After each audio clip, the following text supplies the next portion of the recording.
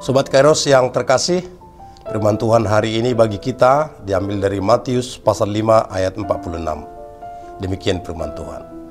Apabila kamu mengasihi orang yang mengasihi kamu, apakah upahmu? Bukankah pemungut cukai juga berbuat demikian? Demikian firman Tuhan. Sobat Kairos, kita pernah mendengar slogan yang mengatakan musuh adalah musuh dan kawan adalah kawan. Musuh harus dibenci dan kawan harus disayang.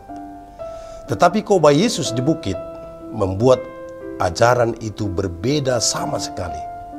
Kenapa? Yesus berkata, kamu telah mendengar firman, kasihilah sesamamu manusia dan bencilah musuhmu.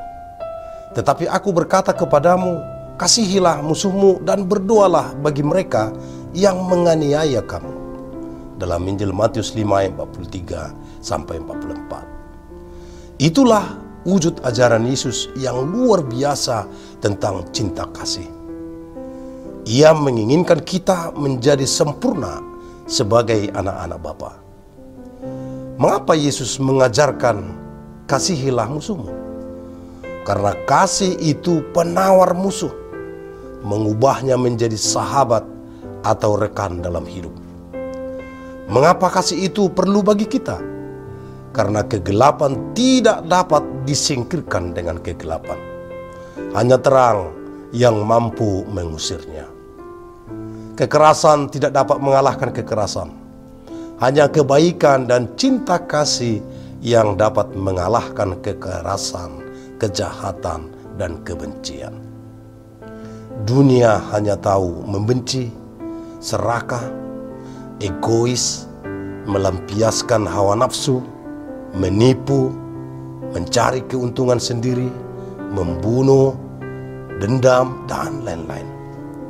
Tidak ada yang spesifik dari kasih dunia, sebab dia hanya mengasihi orang yang mengasihinya. Itulah sebabnya Yesus berkata, apabila kita mengasihi orang yang mengasihi kita, apakah upahmu? Sebab orang-orang pemungut cukai dan orang-orang kafir yang tidak mengenal Allah juga sanggup mengasihi orang yang mengasihi mereka. Lalu apakah bedanya kita dengan mereka? Dalam ayat 45 Yesus berkata bahwa Allah Bapa di surga juga berbuat baik kepada mereka yang jahat. Dia tetap memberikan matahari, memelihara mereka, memberikan udara, makanan, bahkan segala hal yang menunjang kehidupan mereka. Allah melakukan itu kepada orang-orang benar, dan Allah juga melakukan itu kepada orang-orang fasik yang jahat. Sobat Kairos, Tuhan Yesus adalah teladan yang luar biasa bagi kita. Ia sanggup mengalahkan yang jahat dengan kebaikan. Ia diejek, diludahi, dimusuhi, dianiaya, bahkan sampai mati di kayu salib. Dia tidak pernah membalas perbuatan jahat mereka, tetapi dia berdoa bagi mereka. Yesus berkata, ya Bapa, ampunilah mereka, sebab mereka tidak tahu apa yang mereka perbuat. Lukas 23 ayat 34a. Artinya apa? Kebaikanlah yang mampu mengalahkan kejahatan. Kesempurnaan kasih yang telah Allah nyatakan, inilah juga yang harus kita teladani. Kita adalah gambar dan rupa Allah. Dunia akan melihat kemuliaan, kekudusan, dan kasih Allah melalui tindakan kita. Maka, seperti kasih Bapa yang sempurna mengasihi semua orang, demikian juga kita harus sempurna di dalam mengasihi semua orang, termasuk orang-orang yang membenci dan memusuhi kita.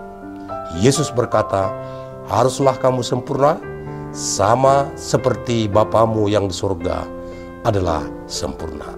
Matius 5 ayat 48. Yesus mengajarkan kita untuk memberikan kasih bukan hanya kepada orang-orang yang mengasihi kita saja, tetapi juga kepada mereka yang menghina bahkan menganiaya kita.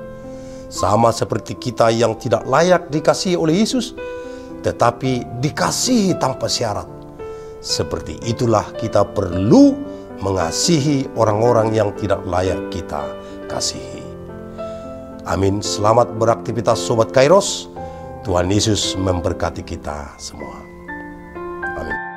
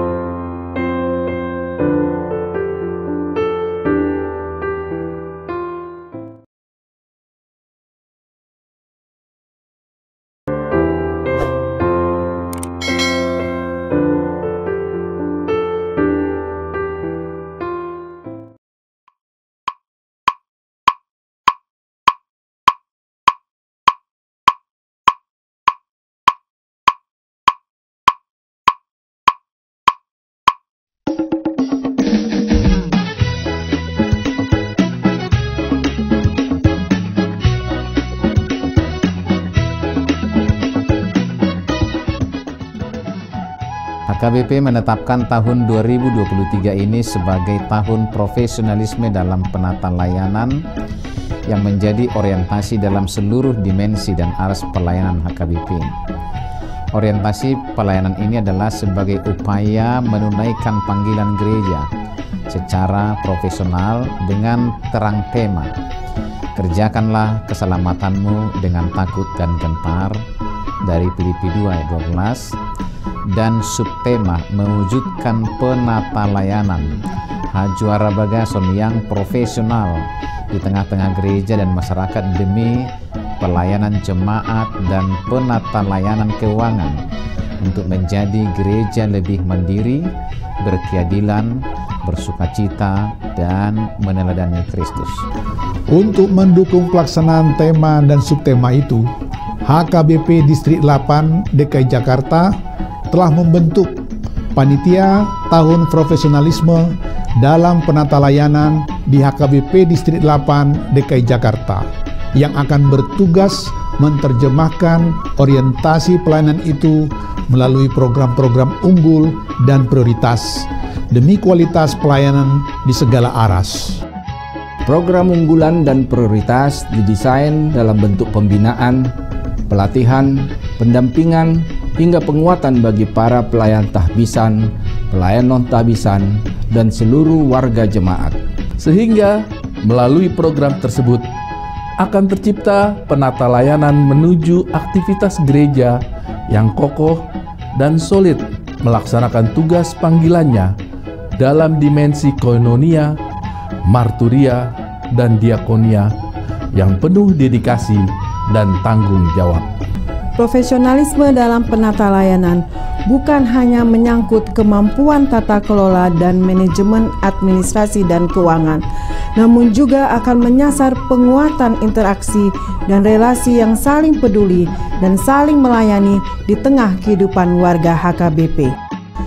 Maka sebagai bagian dari upaya menyukseskan program pelayanan yang akan dilaksanakan pada tahun profesionalisme dalam penata layanan HKBP di Distrik 8 DKI Jakarta, kami mengajak seluruh warga HKBP Distrik 8 DKI Jakarta, para pemerhati dan juga simpatisan untuk memberikan dukungan penuh melalui doa, daya, dan dana sehingga orientasi pelayanan ini berbuah baik demi kemuliaan nama Tuhan. Tuhan Yesus memberkati kita semuanya. Horas, horas, horas.